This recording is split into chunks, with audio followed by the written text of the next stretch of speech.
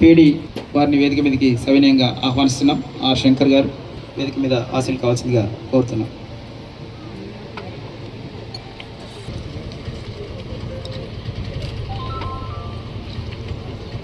ఈరోజు తెలంగాణ ప్రభుత్వం ప్రతిష్టాత్మకంగా చేపట్టిన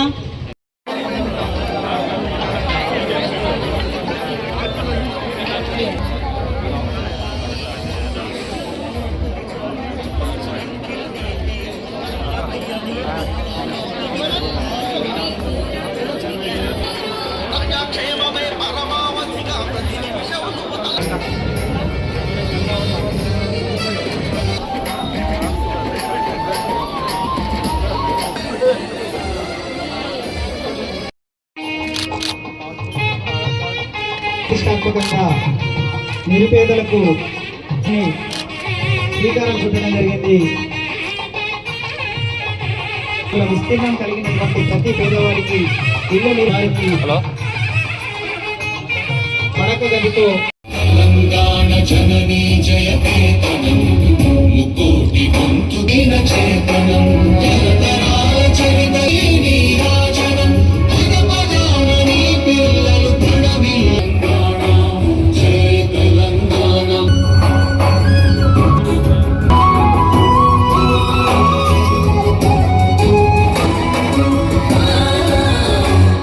దయచేసి మిగతా వాళ్ళందరూ కూర్చోవాలి ప్లీజ్. పేరు పిలిచిన వాళ్ళు మాత్రం వీరయ్య ఫస్ట్ వార్డ్ నుండి రావడానికి వెళ్ళడానికి వాళ్ళకు చోటు ఇవ్వాల్సిందిగా కోరుతున్నాం. దయచేసి కౌంటర్స్ ఏర్పాటు చేయబడ్డాయండి వాళ్ళందరికీ. సెకండ్ వార్డ్ బండారి లత, వీరు ముగ్గురు. They are in the standing position. Please sit at your places. Kondabattini Pandari, Eligeti Rupika, ward number 4 committee వాళ్ళు కూడా రెహానా. కొండబత్తిని పండరి, ఎలిగేటి రూపిక. దయచేసి మిగతా వాళ్ళు కూర్చోవాలండి. ఒకరికొకరం సహకరించుకుందాం, కార్యక్రమాన్ని విజయవంతం చేద్దాం. ఉత్తర్వులు స్వీకరించాలి. మిగతా వాళ్ళందరూ కిందికి దిగాలి. తర్వాత ప్రొసీడింగ్ తీసుకోవాల్సింది. ప్లీజ్ తీసుకున్న వాళ్ళు వెళ్ళిపోవాలి, వాళ్ళను వెళ్ళేటట్టుగా చూడ. కాబట్టి ఇప్పుడు మనకు ఫస్ట్ ఇన్ని రోజులు రేషన్ కార్డుల అప్లికేషన్స్ తీసుకోవడం అలాగే మంజూరు చేయడం కూడా జరిగింది. అలాగే తర్వాత మనిషికి చివరి దశలో ఉన్నప్పుడు కూడా చాలామంది ఇండ్లు లేక నిరుపేదలు రోడ్డు పైన వేసుకున్న దుస్థితి కూడా మనం సిరిసిల్లాలో చాలా ప్లేసులలో మనం చూడడం జరిగింది. అందరూ ఉజ్జిలో ఉండాలని చెప్పేసి మన కాంగ్రెస్ ప్రభుత్వం ప్రతి ఒక్క నిరుపేదకు ఇల్లు అందాలనే ఉద్దేశంతో మన ఇందిరమ్మ ఇంటి కార్యక్రమాన్ని తీసుకొని వచ్చింది. దయచేసి మీరు అధికారులు సూచించిన సూచనల ప్రకారం మీరు త్వరితగతిన ఇల్లు స్టార్ట్ చేసుకొని, అలాగే మీరు ఎంత తొందర స్టార్ట్ అయితే మీకు అంత అమౌంట్ శాంక్షన్ చేయడం జరుగుతుంది. మనకు ఇప్పుడు సిరిసిల్లాకి 764 ఇండ్లు మంజూరైనవి. కేవలం కాంగ్రెస్ ప్రభుత్వం వచ్చి కేవలం సంవత్సరంన్నర మాత్రమే జరుగుతుంది. కానీ టీఆర్ఎస్ ప్రభుత్వం 10 ఏళ్ళు ఉన్నా కూడా కేవలం 1750 డబల్ బెడ్రూమ్లు అని చెప్పేసి మంజూరు చేయడం జరిగింది. ఆ డబల్ బెడ్రూమ్లు ఎవరికి వచ్చాయి మీ అందరికీ తెలుసు. ఎవరికి వచ్చాయో అన్న వాళ్ళకే ఆ డబల్ బెడ్రూమ్లు మంజూరు చేయడం జరిగింది. అలాగే అక్కడ ఎలాంటి సదుపాయం కూడా లేదు. చాలామంది నిరుపేదలే ఉంటారు. వాళ్ళు కష్టం చేసుకోవాలంటే వేరే ప్లేస్కి రావాల్సి వస్తుంది. అది తీసుకెళ్ళి ఎక్కడ ఇచ్చారు? ఎక్కడో గుట్టల్లో ఇచ్చారు, అవునా కాదా? కానీ టీఆర్ఎస్ నాయకులు కొందరు ఎవరైతే అసైన్ భూములు ఆక్యుపై చేసుకున్నారో వాళ్ళ మొత్తం ఎలా ఉన్నాయంటే మెయిన్ రోడ్కు చాలా దగ్గరగా ఉన్నాయి. ఈ ఇందిరమ్మ ఇళ్ళే అసైన్ భూమిలో కట్టించేది ఉంటే నిరుపేదలందరికీ సాయంగా ఉండేది కదా. అక్కడ ఉన్న వాళ్ళు ప్రతి ఒక్కరూ మళ్ళీ మన టౌన్కి వచ్చి వర్క్ చేసుకొని వెళ్ళాలంటే ఆటో ఛార్జీలు అని చెప్పేసి, బైక్ ఛార్జీలు అని చెప్పేసి వాళ్ళకు రోజు మినిమం 100 రూపాయల ఖర్చు అవుతుంది. మనం అక్కడ ఉండి ఏం లాభం అని చెప్పేసి వాళ్ళు సిరిసిల్ల అక్కడ డబల్ బెడ్రూమ్లో ఉండలేక మళ్ళీ సిరిసిల్లాకు వచ్చే రెంట్ తీసుకొని ఉంటున్నారు. దయచేసి మీరు అందరూ గమనించాలి. ప్రతి ఒక్కరూ అధికారుల సూచనలు పాటిస్తూ మీరు ఎంత తొందరగా కంప్లీట్ చేసుకుంటే అంత తొందరగా ఇల్లు కంప్లీట్ చేసుకొని ఈ దీపావళి పండగైనా మీ సొంత ఇంట్లో జరుపుకోవాలని నేను ఆశిస్తున్నాను.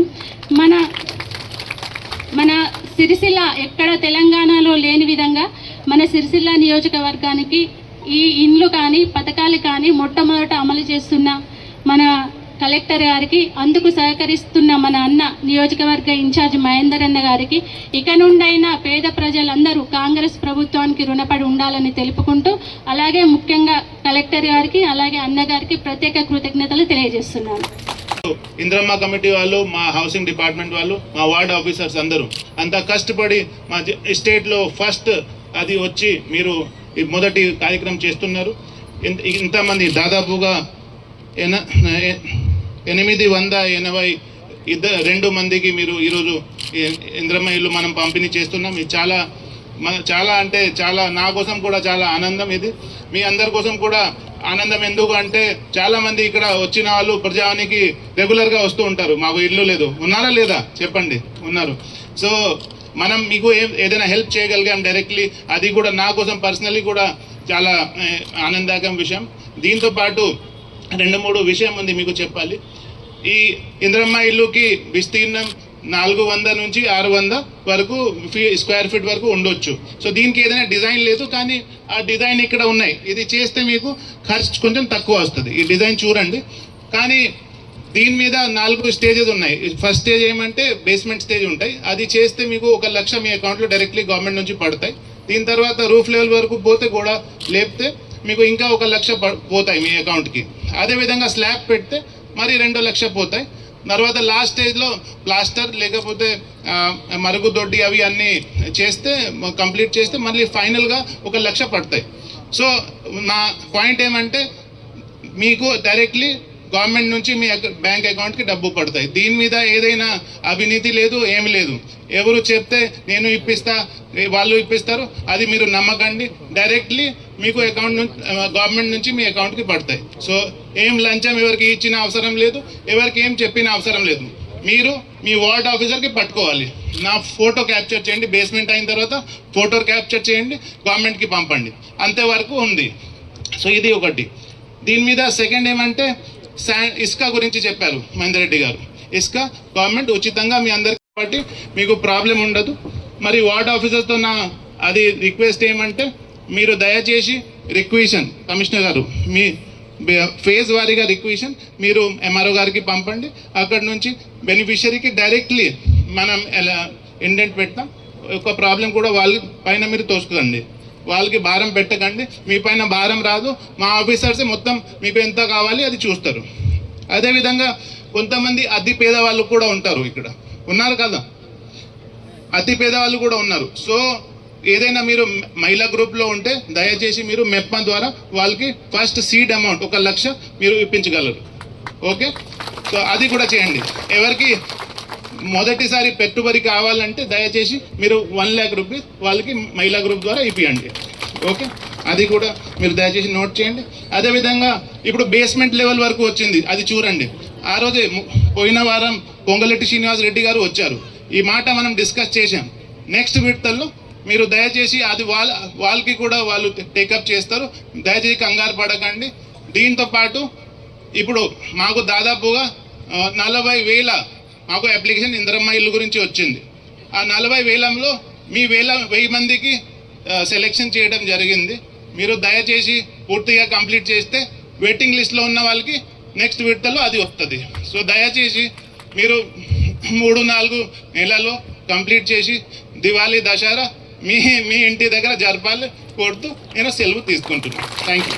ఈరోజు సిరిసిల్ల పట్టణంలో 882 ఇళ్లకు ఇందిరమ్మ ఇళ్ల లబ్ధిదారులను ఎంపిక చేయడం జరిగింది. వారందరికీ కూడా పేరు పేరున మనస్ఫూర్తిగా శుభాభినందనలు తెలియజేస్తున్నాను.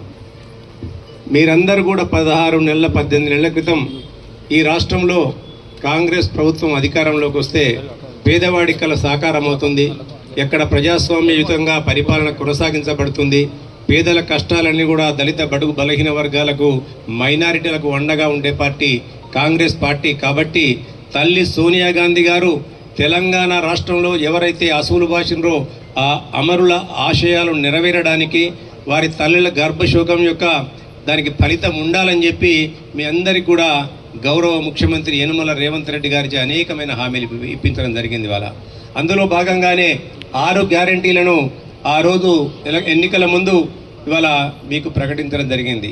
ఆ హామీలలో ఒక్కొక్క హామీని గత ప్రభుత్వం అనేకమైన ఆర్థిక అస్తవ్యస్తలకు పాల్పడి ఈ రాష్ట్రాన్ని 8 లక్షల కోట్ల అప్పుల్లోకి నెట్టినప్పటికి కూడా రాష్ట్ర ఖజానా అంతా ఖాళీ చేసి ఇవాళ ఇంచుమించు నెలకు మనం 6,500 కోట్ల మిత్తినే కడుతున్నాం. ఇవాళ మన బడ్జెట్లు ఎంతంటే అంటే సంవత్సరానికి ఇంచుమించు మనము నెలకు 6,500 అంటే 1,600 అంటే 8,000 కోట్ల రూపాయల మిత్తి కడుతున్నాం మనం.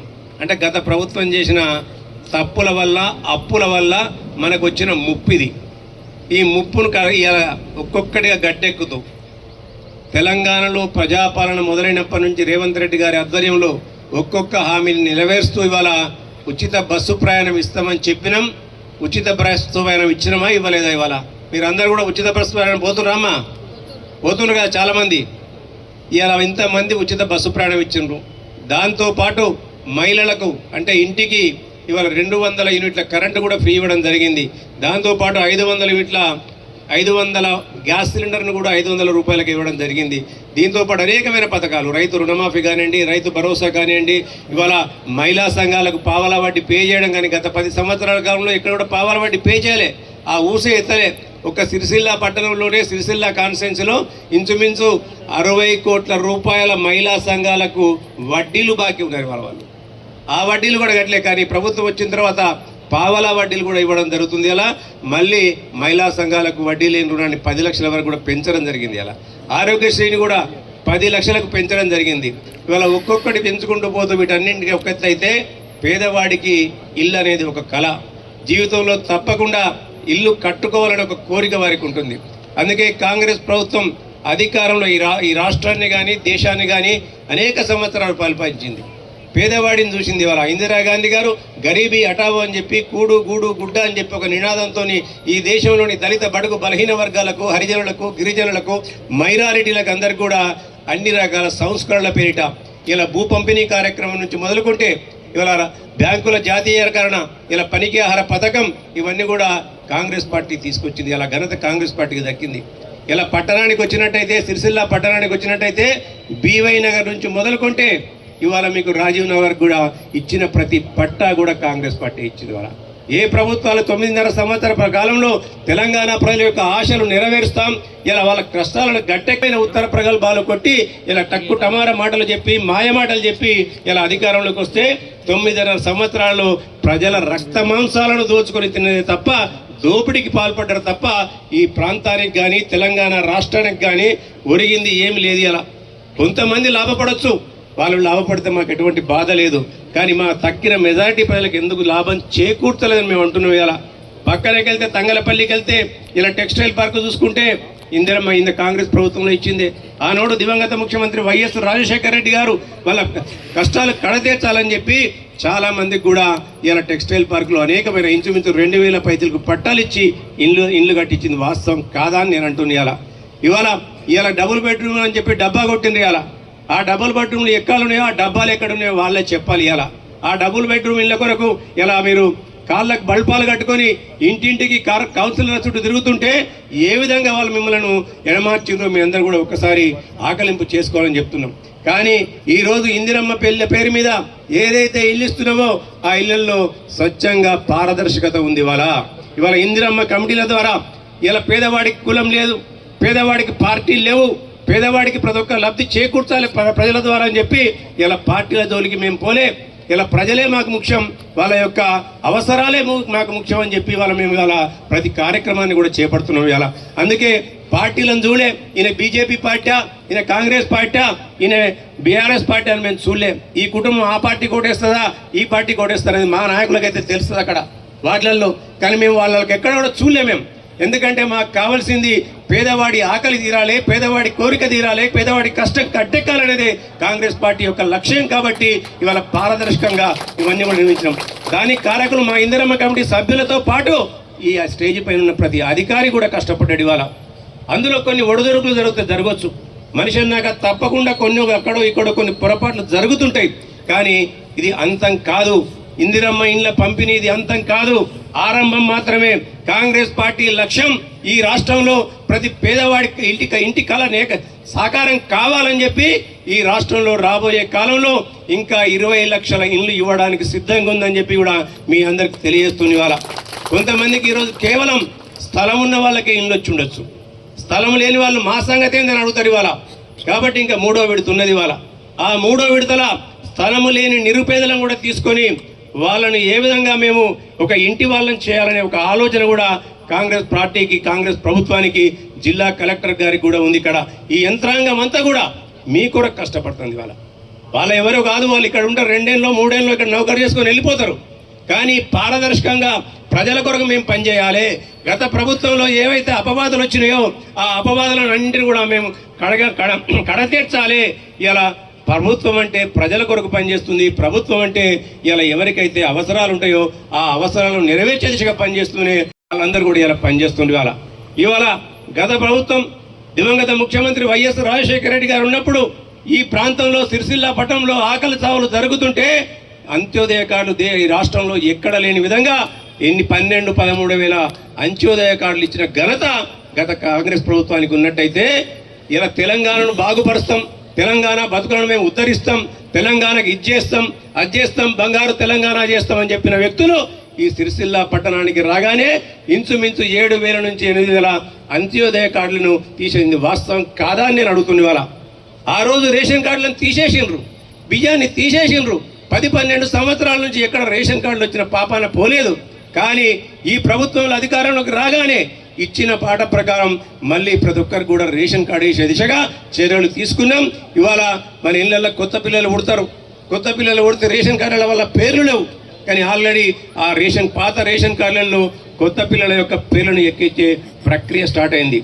అదే కాకుండా ఇలా మన ఇళ్లలో కోడళ్ళు వస్తారు, మన పిల్లలు ఉంటే పెళ్ళిళ్ళు అవుతాయి, మన పిల్ల వేరే ఇంటికి పోతుంది, వేరే పిల్ల మన ఇంటికి వస్తుంది. అక్కడికి వెళ్ళినప్పుడు కూడా మన పేర్లు రేషన్ కార్డులలో ఎక్కలేవు. ఎక్కడికి పోనన్నా రేషన్ కార్డు కావాలి, రాజీవ్ ఆరోగ్యశ్రీ కావాలంటే రేషన్ కార్డులో పేరు ఉండాలి. లబ్ధిదారుల పేర్లు ఉన్నప్పుడే ఆ యొక్క పథకాలు మనకు అందుబాటులోకి వస్తాయి. అవి లేని క్రమంలో మళ్ళీ ప్రభుత్వం ఆలోచించింది.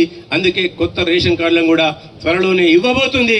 అంతేకాకుండా మేము ఇయ్యనామి ఇచ్చిండ్రు, దొడ్డు బియ్యం ఇచ్చిండ్రు, గత ప్రభుత్వాలు ఇచ్చిన ఇవాళ. అయినా రేవంత్ రెడ్డి గారు ఒకటే ఆలోచించారు, ధనిక పేద తేడా ఉండకూడదు, తిండి కాడ అందరూ సమానంగా తినాలని చెప్పి ఇవాళ సన్న బియ్యాన్ని ఇచ్చిన ఘనత ఇలా గౌరవ ముఖ్యమంత్రి యనమల రేవంత్ రెడ్డి గారికి దక్కింది. ఇవాళ అంతవరకు బియ్యం రాగానే అవి ముద్దలు ఉంటుండే, లక్క పురుగులు ఉంటుండే. ఆ బియ్యం కొనన్నా అవనన్నా లేకుంటే పౌల్ట్రీ ఫామ్ కొంటామని చెప్పి ఇంకోళ్ళు వచ్చి ఇలా ఆటో వేసుకొని వచ్చేటోళ్ళు, అమ్మ అమ్ముతావా బియ్యం అని చెప్పి మళ్ళీ అవే బియ్యాన్ని తీసుకొని రీసైక్లింగ్ చేసేవాళ్ళం.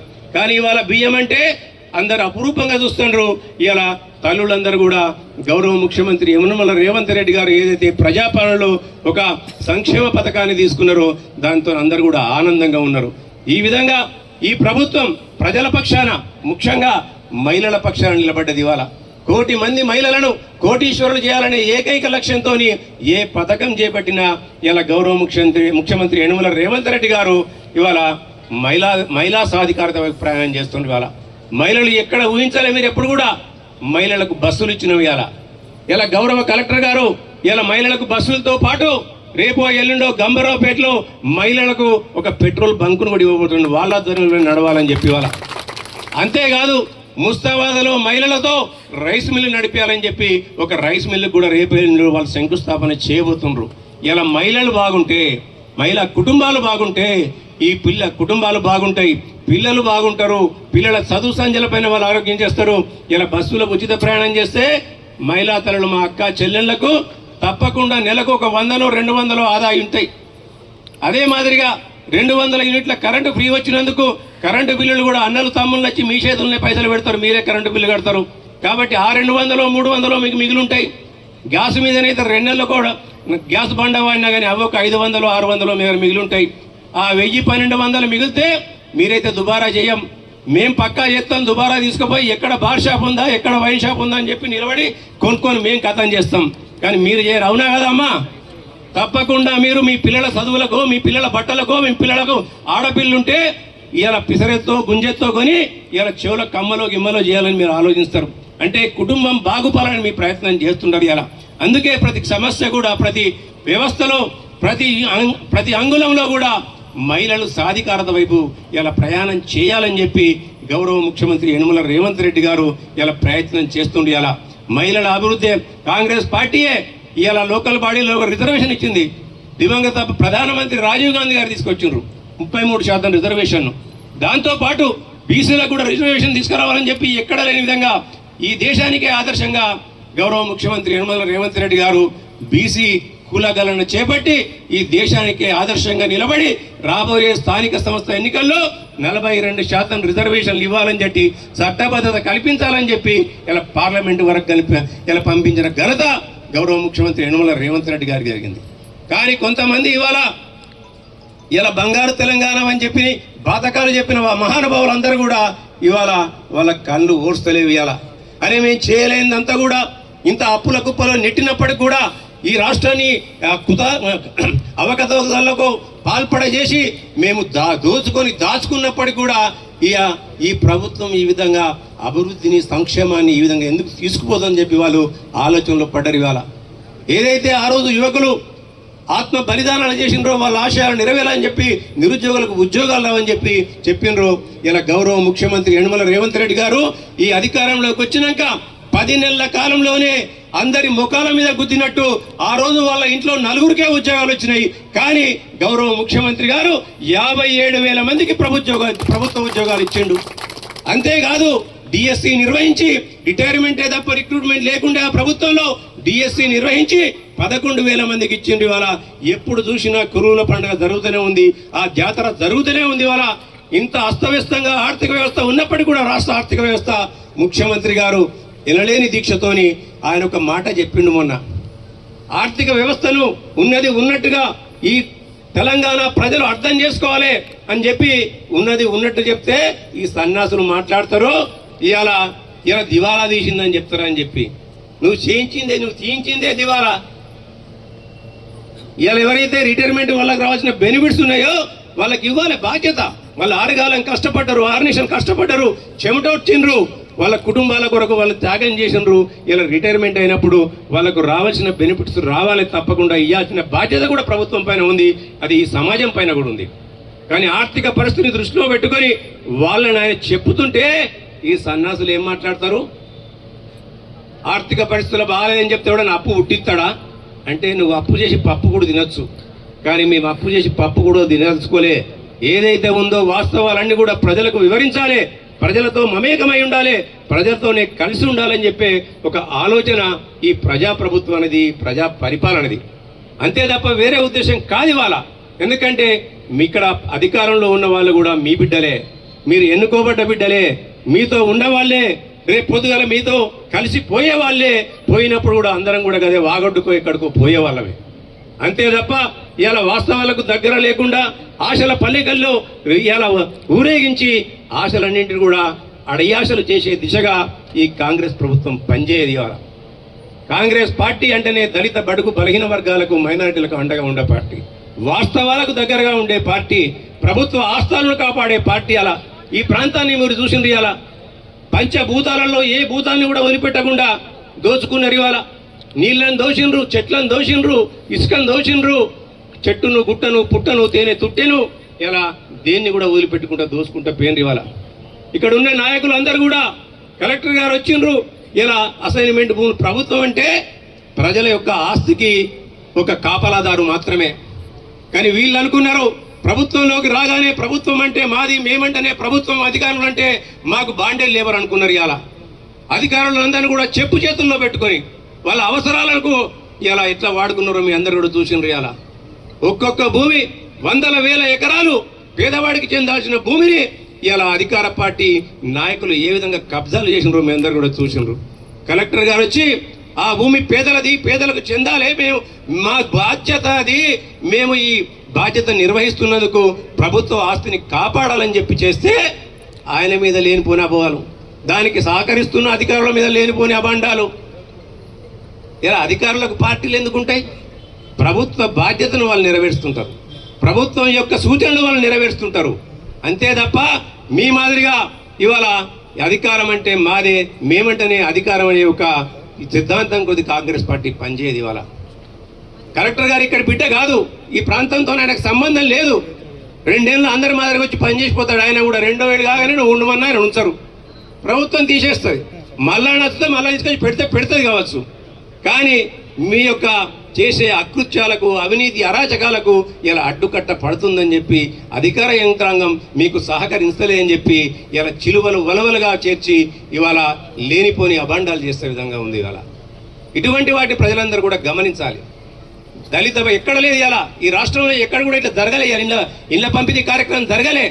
కానీ కలెక్టర్ గారు ఈ రాష్ట్రంలో ఎక్కడ లేని విధంగా సిరిసిల్ల కాన్స్టిట్యున్సీలో ఇవాళ 3600 పైచిలకు ఇళ్ల పట్టాల పంపిణీ చేస్తాండి. ఇవాళ ఒక సిరిసిల్ల పట్టణంలోనే ఇంచుమించు ఒక 10 ఎక్కదొక్క 885 ఇళ్ల పట్టాల పంపిణీ కార్యక్రమం చేస్తున్నారు.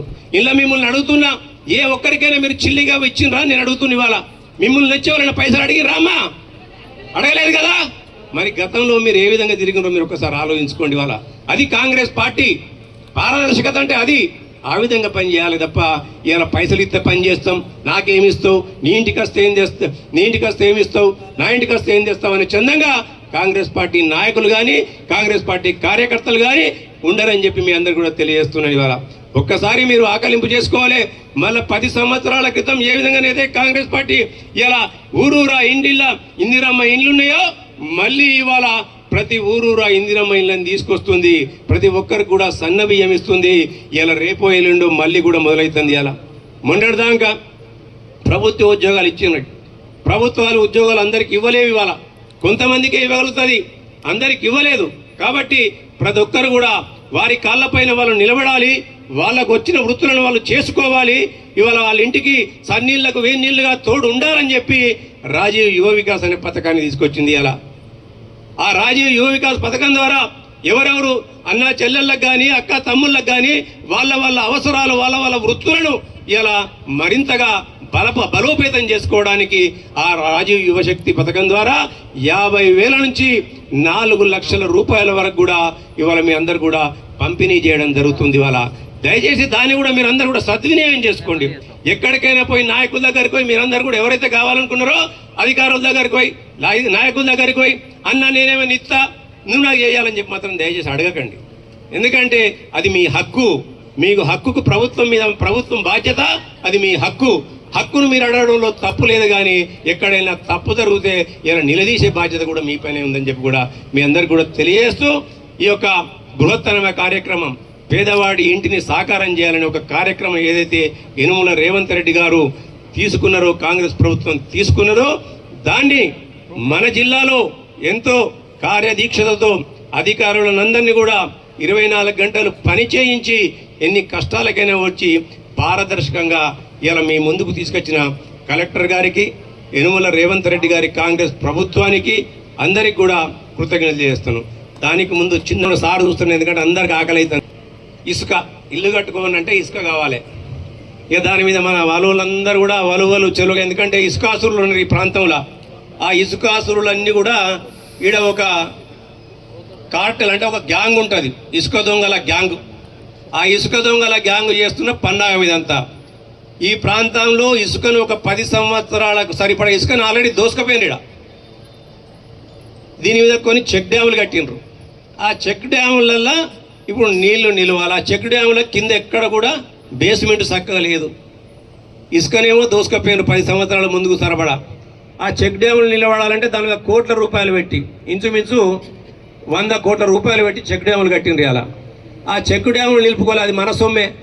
ఆ చెక్ డ్యాములు నింపుకోవాలంటే మనము అలా ఇసుక ఉంచాలి, లేకుంటే వరదత్త ఆ చెక్ డ్యాములు అన్నీ కొట్టుకుపోతాయి. ఆ ఇసుక దాంతోపాటు 10 సంవత్సరాల వరకు సరిపడా దోచుకుపోయారు. కాబట్టి పేదవాడి ఇల్లు సాకారం చేయాలంటే, ఇందిరమ్మ ఇల్లు సాకారం చేయాలంటే పేదవాడికి ఇసుకను ఉచితంగా ఇవ్వాలని ఒక ఆలోచన ప్రభుత్వానికి వచ్చింది. వాళ్ళ ప్రభుత్వానికి వచ్చినప్పుడు ప్రభుత్వం ఎవరికి చెప్తుంది? కలెక్టర్కే చెప్తుంది. ఆ ఇసుకను కాపాడుండ్రయ్యా అని కలెక్టర్కి చెప్తుంది. అలా కలెక్టర్ చెప్పనే కలెక్టర్ ఆ బాధ్యత అంతా తీసుకొని అలా ఎంఆర్ఓ గారికి, ఎంపీడీఓ గారికి, ఉన్న అధికార గణానికి అందరు కూడా చెప్తారు. ఇవాళ ఇసుకను కాపాడుతండి. అలా ఒక ఇల్లు కట్టుకోవడానికి, ఇందిరమ్మ ఇల్లు కట్టుకోవడానికి 400 నుంచి 600 స్క్వేర్ ఫీట్లు కట్టుకోవడానికి ఇంచుమించు 10 నుంచి 12 ట్రాక్టర్లు ఇసుక పడుతుంది. అలా ఆ ఇసుకను మీకు ఉచితంగా ఇస్తుంది ఇలా ప్రభుత్వం. ఆడ ఉన్నది కాబట్టి ఇవాళ కడుతున్నాం. వారు వచ్చినప్పటి నుంచి 10 నెలల్లో ఆ ఇసుకను కాపాడిండు. పేదోడి ఇంటికి సాకారం చేయడానికి, వాడి మీద భారం పడకుండా ఉండడానికి ఆ ఇసుకను కాపాడిండు ఆయన. ఆ ఇసుకను కాపాడితే ఇక ఆయన మీద ఇసుక గ్యాంగ్ గాళ్ళు, ఈ గ్యాంగ్ గాళ్ళు అంటే ఎంతసేపు అవినీతి సొమ్ముకు అలవాటు పడి తినమరిగిన వాళ్ళందరూ కూడా ఇక తిన్న తరగక ఎటువంటి కలువలు వలువలుగా ఇక కట్టు కథలు, పిట్టు కథలు, పెట్ట కథలు, ఇక యూట్యూబ్ గాళ్ళు, ఇవాళ ఎక్స్ వేదికలు ఉండేటోళ్ళు, ట్విట్టర్ గాళ్ళు, పిట్టర్ గాళ్ళు ఇక మొదలుపెట్టినారు ఆయన మీద. నేనేమంటున్నామంటే ప్రజల కొరకు పనిచేసేటోని మీద గిన్నె దుమారాలని నేను అంటున్నా. ఇవాళ నన్ను కూడా అంటారు దాని పక్కపొంటి అనేటోడు, నన్ను కూడా అంటాండి. ఇక దానికి తోడు సరే నన్ను అంటే పరకూడదు, నేను రాజకీయ నాయకుడు, నాకేం పడుతుంది పరకు. 10 మందిలో ఏనుగు చూడు సామెత, ఏనుగు పోతుంటే ఎంతో మంది తిడుతుంటారు అని చెప్పి కుక్కలు మురుగుతూ ఉంటాయని చెప్పి. ఎన్ని కుక్కలు మురుగుతా నాకు అయ్యేదే ఉంది. ఇలా నాకు దిష్టి పోయింది అనుకుంటా నేను. వాళ్ళు మొరిగి నాకొద్దు, నాకు దిష్టి పోయింది అనుకుంటా నేను. కాబట్టి దయచేసి ఈ ఇళ్ళని అన్నింటిని కూడా అతి త్వరలో మీ అందరు కూడా ఒకటే విజ్ఞప్తి చేస్తున్నా. వచ్చేదాకా వచ్చిందా అని అడిగినారు. ఇలా రానే వచ్చింది, అది మీ చేతిలో పడుతుంది.